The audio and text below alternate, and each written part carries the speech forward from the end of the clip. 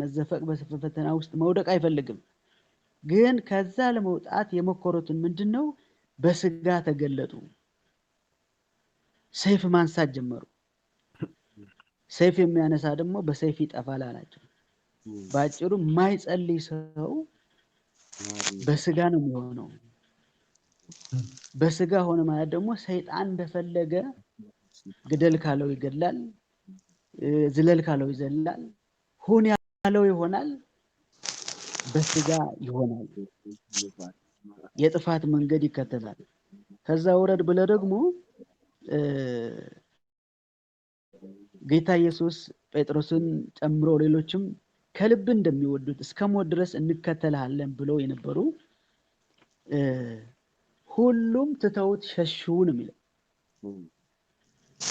መሸሽ ደግሞ አድራሻን አያሳይም። የሚሸሸው ወዴት እንደሚሄድ አያውቅም፣ ምን እንደሚያደርግ አያውቅም። ስለዚህ የማይጸልይ ሰው መንገድ ሁሉ ይጠፋበታል ማለት ነው። ወዴት እንደሚሄድ አያውቅም። ንፋስ እንደምጎሸው ነው የሚሆነው። ከዛ ወረድ ብለ ደግሞ ጴጥሮስ ያ ከሁሉም ላቅ ያለ የሚመስለውን ፍቅሩ ሁሉ እንኳን ሰው ቢሄዱ እኔ እከተላለሁ እስከ ሞት ድረስ ብሎ የፈከረው ጴጥሮስ 3 ጊዜ ሲክድ እናየዋለና አለመጸለይ እምነትን ከውስጥ አሟጣ አጥፍቶ የክህደት መንፈስ እንዲቆጣጠር ኃያሉ ጌታ ልዑሉ ጌታ ሁሉን ቻይ ጌታ ጨርስ እንዳታየው ህልውና እንዲጠፋ ክህደት ውስጥ በቃ የለም እስከ ማለት ድረስ ባጭሩ አለመጸለይ ክህደት ውስጥ ያስገባል። አለመጸለይ ከእምነት ውጭ ያደርጋል። አለመጸለይ ከእግዚአብሔር ህልውና ውጭ ያደርጋልና ለአንድ ሰዓት ነው ለአንድ ሰዓት ባለመትጋት ለአንድ ሰዓት ባለመጸለይ በሐዋርያትን ህይወት የሆነውን በጥቂቱ በስጋ ሰይፍን ወደ ማንሳት ሸሽቶ ወዴት እንደሚሄድ ሳታቅ ወደ መሸሽ ራሱ እየረገመ አላቀውም እያለ እስከ መካድ ያ የሚወደውን ጌታ ያስከሞት ድረስ ከተላለሁ ያለውን ጌታ ተሰወረበት። ስጋ ሲበረታ ከመንፈስ ስትወጣ ያ ፍቅር ይጠፋል፣ እምነት ሁሉ ይጠፋል። ለአንድ ሰዓት ባለመጸለይ ባለመትጋት ፈተና ሲመጣ በእንደዚህ አይነት ህይወት ውስጥ እንድንገባ ያደርጋል። በእውነት እግዚአብሔር በዚህ በትጋት መንፈስ ወደ እግዚአብሔር የመጮህ መንፈስ ይልቀቅልን። አሜን። ማቴዎስ 7:7 ላይ በጣም ደስ የሚለው የሚለምን ሁሉ ይላል፣ የሚለምን ሁሉ ያገኛል፣ የሚያንኳኳ ይከፈትለታል፣ የሚፈልግ ያገኛል። ሁሉ የሚለው ቃል በጣም ደስ ይለኛል። የሚለምን ሁሉ መለመን ምን ያህል በእግዚአብሔር ፊት መጸለይ ምን ያህል በእግዚአብሔር ፊት ቅቡል እንደሆነ ጴጥሮስ አንደኛ ጴጥሮስ 3:12 ላይ የእግዚአብሔር ጆሮ ወደ ጻድቃን ጩኸት እንደሆነ ወደ ጻድቃን ጸሎት እንደሆነ በግልጽ ይናገራል። የእግዚአብሔር ጆሮ ከሚሰሙት ከሚያደምጡት ከጸሎት የበለጠ ከጸሎት የቀደመ እንደሌለ በዚህ ቃል መረዳት እንችላለን። እንደ ጸሎት እግዚአብሔር የሚሰማው የለም። እንደ ጻድቃን ጩኸት እግዚአብሔር ዘንበል ብሎ የሚቀበለው የለም። እንደ ጻድቃን ጩኸት ለእርዳታ በፍጥነት እጁ የሚዘረጋለት የለም። በሉቃስ 18 ላይ ሳይታክቱ እንዲጸልዩ ለማስረዳት ከተናገረው አመፀኛው ዳኛ ያለው ስሙ ይላልና እንኪያውስ ቀንና ሌሊት ወደርሱ ለሚጮሁ ለምርጦቹ እንዴት ፈጥኖ አይፈርድላቸው። እንደ ጸሎት በፍጥነት እግዚአብሔር የሚመልሰው የለም። እንደ ጸሎት በፍጥነት ጆሮውን የሚከፍትለት የለም። ባለመጸለይ ግን እግዚአብሔር እንዳይሰማ ከፈተና እንዳንወጣ ያደርጋል። ይህ መንፈስ እንዲሁ በቀላሉ ተናግሬ እንዳልፈው ሳይሆን በግሌም ያገኘኋቸው ሰዎችን ለመናገር የወሰንኩበት መናገር የጀመርኩበት ነውና ቢያንስ በቀን 1 ሰዓት በግል ሰው ሁሉ በተመሳሳይ ሰዓት ቀዋሚ በሆነ በእግዚአብሔር ፊት የምናሳልፍበት ጊዜ መወሰን ያስፈልጋል። ምናልባት እዚህ ያለነው በጣም መንፈሱ ያስታውቃል። የጸሎት ሰዎች ናቸው። እግዚአብሔር ይመስገን። የሚቀጣጠል እሳት አለ። ግን በጣም ምድራችን እየሆነች ያለው እና ያለን ገና አልነደደም እሳቱ። ገና የእግዚአብሔር መሰዊያ አልታደሰም። ገና እግዚአብሔር ከሰማይ ጆሮውን ከፍቶ የሚሰማውን እጁ በኃይል በምድራችን እንድትንቀሳቀስ መግዛት የማይገባውን ሁሉ ስፍራ አጥቶ እግዚአብሔር ብቻውን እንዲገዛ አማኝ ነኝ የሚል በጌታ ነኝ የሚል በተመሳሳይ ቀዋሚ የማይለወጥ ማለት ነው። ሁል ጊዜ የምንናፍቃት ሁል ጊዜ ከጌታ ጋር የምንገናኛት ቢያንስ አንድ ሰው በቀን 1 ሰዓት የማሳለፍ ልምድ እዚህ ያለነው 20 ምናምን በላይ ነን። ለምናገኛቸው ወደዚህ ልምምድ ውስጥ ካስገባን በእውነት መሰዊያ በትክክል ይታደሳል። የእግዚአብሔር እሳት በምድራችን ላይ ይነዳል። ካልሆነ በዘፈቀደ ብጸልይም ባልጸልይም እየተባለ ያው ምዕመኖቻችን ምድራችን ምን እንደምትመስል እያየን ነው ያለውና ሰው እግዚአብሔር ሳይሰማ ሰው ከእግዚአብሔር ጋር ሳይገናኝ ሰው በመንፈስ ሳይሆን እንዲሁ መውጣት መግባት ሆነዋልና ወደ መጸለይ ልምምድ ውስጥ ከገባን መጸለይ ደግሞ ስርዓት ባለው ቀዋሚ በሆነው ምናልባት ጊዜው አይበቃም እንጂ ጌታ ኢየሱስ ክርስቶስ በዚህ በጌቴስማኒ ሲል በሌላ ቦታም እንደ ልማዱ የሚለዋልና ሁሉ ጊዜ የመጸለይ ልማድ አለው።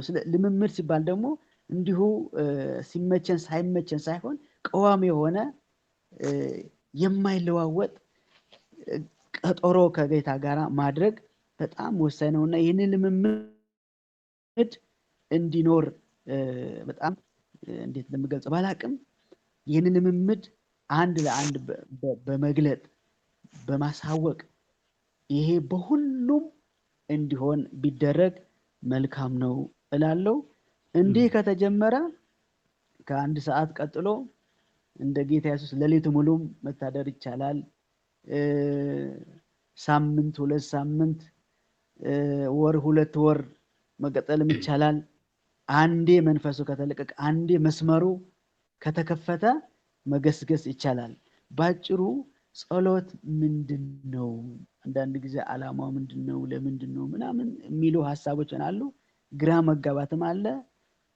ጸሎት አጥብቆ ጌታ ኢየሱስ ክርስቶስ ከተናገረው አንዱ ነው።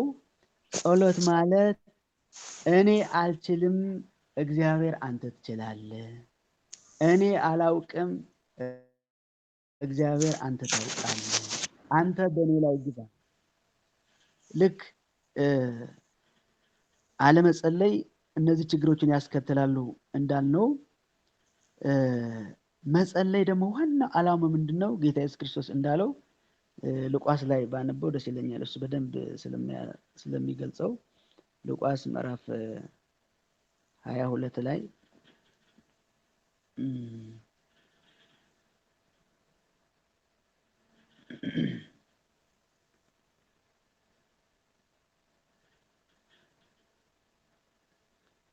እሺ ቁጥር 41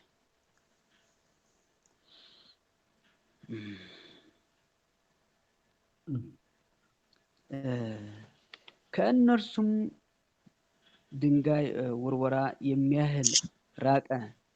ተንበርክኮም አባት ሆይ ብትፈቅድ ይህች ጽዋ ከኔ ውሰድ፣ ነገር ግን የእኔ ፍቃድ አይሁን የአንተ እንጂ እያለ ይጸልይ ነበር። ከሰማይ መጥቶ የሚያበረታ መልአክ ታየው።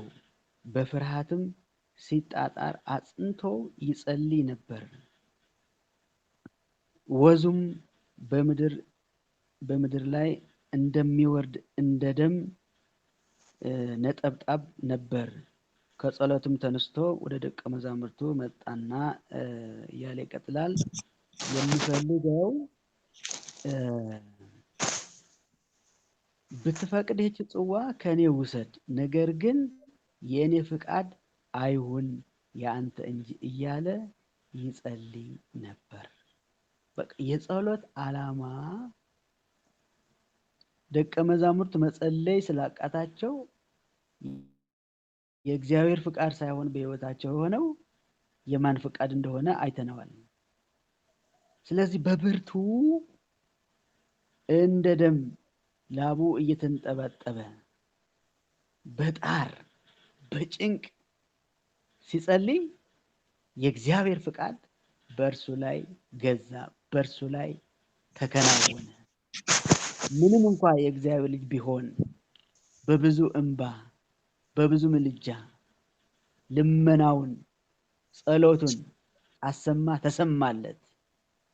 የእግዚአብሔር ፍቃድ በእርሱ ላይ ተከናወነ።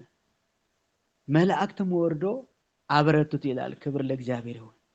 የእግዚአብሔር ፍቃድ ሲከናወን የእግዚአብሔር ኃይል ይመጣል። የማንም ኃይል አይገዛም፣ የማንም ፍቃድ አይገዛም። የእግዚአብሔር ኃይል፣ የእግዚአብሔር ፍቃድ፣ የእግዚአብሔር ሐሳብ ይገዛል። ጸሎት በቃ እግዚአብሔር አንተ ግዛ፣ እግዚአብሔር አንተ ትችላለህ፣ እግዚአብሔር አንተ እለፍ፣ እግዚአብሔር አንተ አድርግ ማለት ነው። እኔ ማድረግ አልችልም። ስለዚህ በምድራችን እያየነው ያለነው የብዙዎችን ድርጊት፣ የስጋ ድርጊት፣ የሰይጣን ድርጊት፣ የዓለም ድርጊት ሊቆም የሚችለው በዚህ መስመር ውስጥ ነው።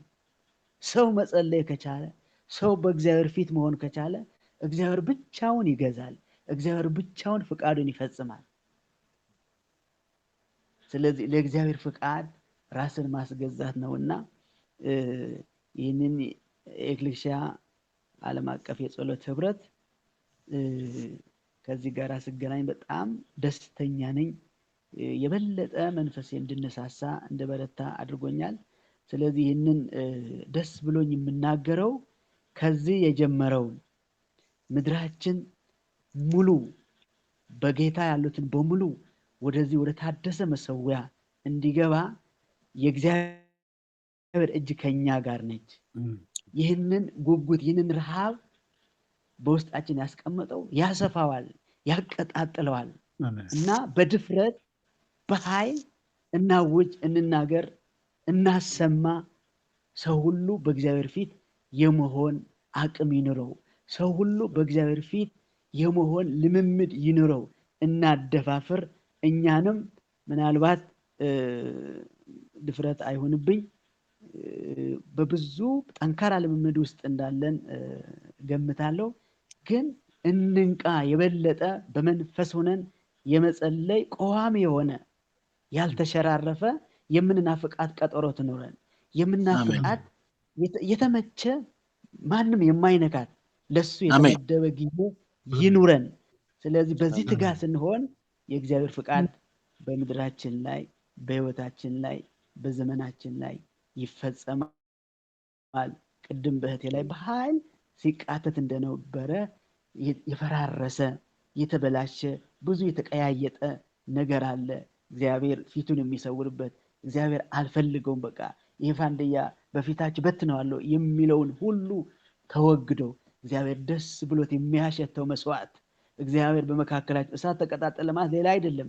እግዚአብሔር በክብሩ በኃይሉ በመካከላችን ይሆናል። በዘርፋፋው ልብሱ በመካከላችን ይሆናል። እሱ ከኛ ጋር ሆነ ማለት በቃ ሌላ ምን እንፈልጋለን?